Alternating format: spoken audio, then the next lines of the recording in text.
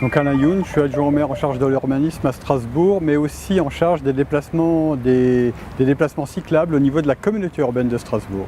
Je crois que ce qui a été le plus important pour moi et qui doit se poursuivre, c'est l'évolution de cette ville autour du Rhin. Pendant des siècles, Strasbourg s'est construite le dos au Rhin pour des questions historiques.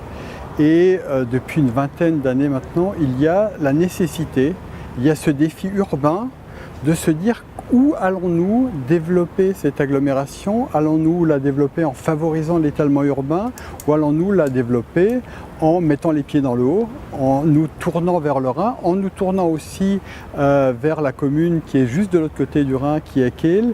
Et je pense que c'est autour de cette ambition urbaine que va se construire l'avenir de Strasbourg, qu'on puisse dans cette ville, qui est à la fois une ville européenne et une ville de proximité, le mieux vivre ensemble, parce que quand une ville a plusieurs fonctions, une ville internationale et une ville de proximité, il faut trouver la manière dont l'ensemble de ces ambitions puissent se concrétiser et puissent vivre ensemble, et je crois que c'est vraiment une ambition pour la ville. Un projet concret qui va se réaliser dans les prochains mois, c'est le tram transfrontalier, c'est-à-dire c'est un des premiers trams dans notre pays qui va traverser non seulement un fleuve, mais qui va traverser une frontière. C'est certainement un des premiers trams transfrontaliers dans ce pays qui a une fonction symbolique, parce qu'il s'agit d'un tram entre la France et l'Allemagne, un tram entre Strasbourg et Kehl, et qui a aussi une fonction urbaine, parce que sur ce secteur-là, aujourd'hui, il n'y a pas d'urbanisation et le transport collectif arrivera avant l'urbanisation.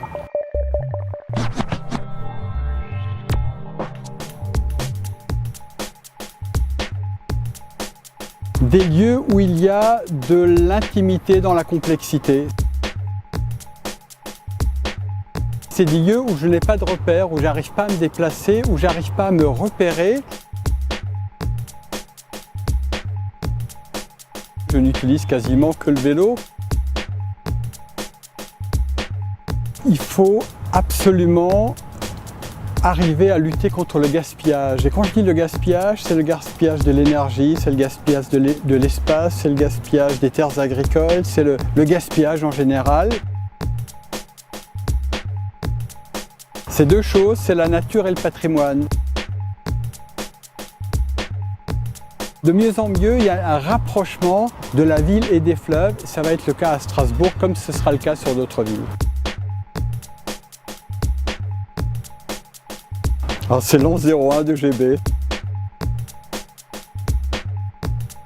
C'est l'énergie positive. Aujourd'hui, on est dans des villes qui absorbent l'énergie, qui consomment de l'énergie, et il faut absolument que nos villes deviennent aussi productrices d'énergie, parce que nous ne pouvons plus uniquement absorber et consommer de l'énergie. Notre responsabilité, c'est aussi d'en produire.